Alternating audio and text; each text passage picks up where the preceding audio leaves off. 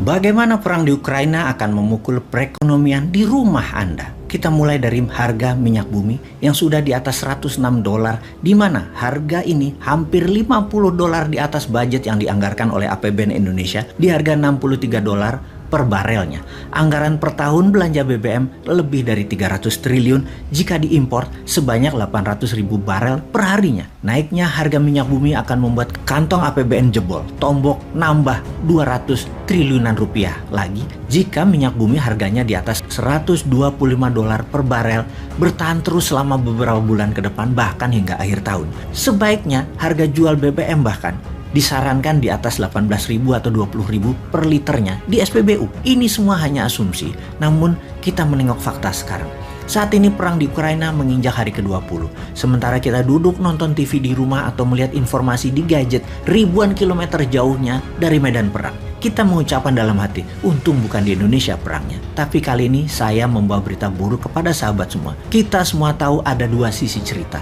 Yang satu memiliki pendapat global atau global naratif, yaitu pihak Barat dan NATO yang mengatakan Rusia adalah penjahat. Di sisi Rusia mengatakan agresi NATO ke Eropa Timur mencaplok-caplok wilayah dengan mengikat dalam kesepakatan militer oleh NATO di negara bumpernya Rusia. Ex-Soviet adalah kejahatan atau penjahat sesungguhnya karena akan menarget Rusia nantinya. Terlepas dari perang militer di Ukraina, ternyata perang ini akan melukai kita semua. Anda punya mobil dan motor di rumah, Anda pasti perlu BBM kan? Semakin lama perang, mengendarai kendaraan Anda tersebut, biayanya akan semakin mahal. Kenapa? Kita tahu 12% minyak dunia adalah produksi Rusia. Rusia merupakan negara ketiga terbesar di dunia di dalam produksi minyak dan negara nomor 3 terbesar di dunia di dalam eksportir minyak. Sejumlah 5 juta barel per harinya. Apa yang terjadi kalau minyak Rusia di stop produksinya untuk diekspor? Maka kebutuhan dunia yang meningkat alias demand meningkat karena suplainya turun, maka secara alami akan meningkatkan harga minyak bumi di pasaran. Diperkirakan kalau Rusia stop produksi dan negara OPEC tidak meningkatkan produksi, maka harga minyak dunia akan tembus 140 dolar per barelnya. Ketika harga minyak meningkat, biaya transportasi meningkat tajam.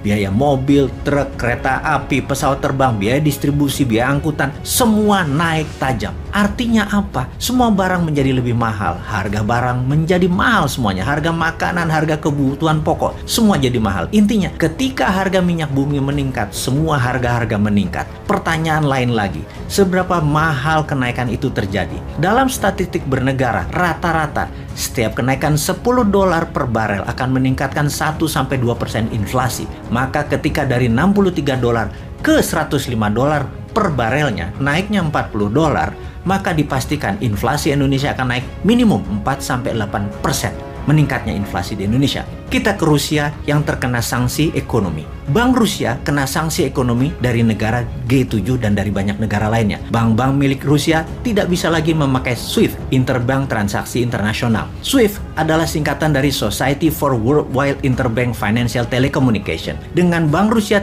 tidak bisa aman lagi atau tidak secure lagi transaksinya, maka tidak bisa lagi bertransaksi secara luas ke seluruh dunia. Sesungguhnya pada saat ini minyak Rusia belum kena sanksi, namun produksinya sudah mulai diturunkan.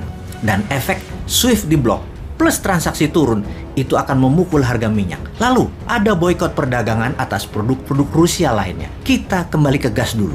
40% gas Rusia itu melalui pipa melalui daratan Ukraina ke Eropa Barat. Dan saat ini suplai gas ke Eropa Barat mulai terganggu, bahkan sudah mulai ada yang shutdown. Ini menimbulkan keresahan masyarakat Eropa Barat. Lalu kita perdalam Ukraina. Banyak yang tersadar mengetahui bahwa Ukraina mempunyai cadangan minyak dan gas nomor 2 terbesar di Eropa yang saat ini pastinya terganggu produksinya walaupun ini masih cadangan. Sehubungan dengan berkurangnya produksi minyak dunia, maka semua negara besar mulai menggunakan SPR-nya atau strategi petroleum supply-nya. Cadangan minyaknya dikeluarkan, terutama Amerika. Dengan strategi ini diharapkan bisa menahan laju naiknya harga minyak namun membahayakan cadangan minyak dalam negeri Amerika. Apalagi yang paling ditakutkan oleh dunia selain kenaikan harga minyak bumi dan gas, juga mengganggu distribusi pengadaan oil and gas tersebut. Ya benar, food supply. Kita semua tahu Ukraina adalah pengekspor dan penyedia 50% sunflower oil atau minyak bunga matahari. Saat ini penjualannya nol, shutdown shippingnya. Karena kapal laut di Laut Hitam diblokade Dan kota Mariupol adalah kota utama selain Odessa sebagai pelabuhan besar Ukraina sudah ditaklukkan Rusia. Odessa tinggal menunggu waktu ditaklukkan. Odessa adalah pelabuhan kontainer terbesar Ukraina. Sebentar lagi banyak rumah tangga dunia akan kekurangan minyak goreng sunflower ini. Karena itu tidak heran kelapa sawit di Indonesia musnah. Salah satunya adalah dijadikan pengganti sunflower oil di banyak negara, khususnya India, yang 70% rumah tangga India memasak menggunakan sunflower oil ini. Sementara Rusia juga penghasil minyak bunga matahari ini juga kena sanksi ekonomi. Dan dunia saat ini menggunakan sunflower oil jika memasak adalah pangsa pasar 60% di dunia. Yang artinya memasak di rumah harga gorengannya menjadi semakin mahal. Harga tumis-tumisan menjadi semakin mahal. Jagung juga merupakan ekspor dari Ukraina yang merupakan pengekspor nomor 5 terbesar di dunia. Bersama Rusia, Ukraina mengekspor 19% kebutuhan jagung dunia yang semuanya stuck, tidak bisa terdistribusikan. Hal ini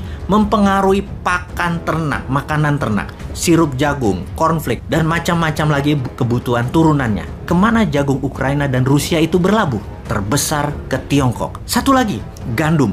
Rusia merupakan produsen gandum yang menyuplai 20% kebutuhan dunia, di mana Ukraina juga merupakan penyuplai 10% kebutuhan dunia. Keduanya dikombinasikan merupakan penyedia 30% kebutuhan dunia. Kemana gandum tersebut dikirimkan? 70% adalah ke negara Barat Asia dan Afrika, di mana negara-negara tersebut jika ingin memasak pasta, roti cane, pizza, dan berbagai jenis roti, negara Turki, Mesir, Sudan, Nigeria, Sri Lanka akan merasakan dampak negatif tersebut.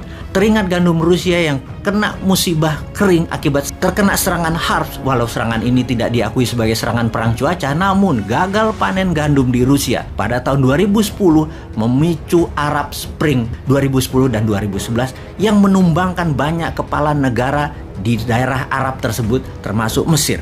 Karena masalah gandum. Gandum adalah masalah serius. Itulah sebabnya dalam dunia terkoneksi dan saling ketergantungan yang terdistrap akibat perang di Ukraina telah banyak mengganggu suplai energi, emas, pupuk, batu bara, precious metal seperti titanium yang merupakan 10% kebutuhan dunia aviasi, yang semua itu mengakibatkan terjadinya perang kebutuhan barang jadi maju di garis depan. Sudahkah Indonesia paham? Paham kalau produksi barang jadi maju di garis depan?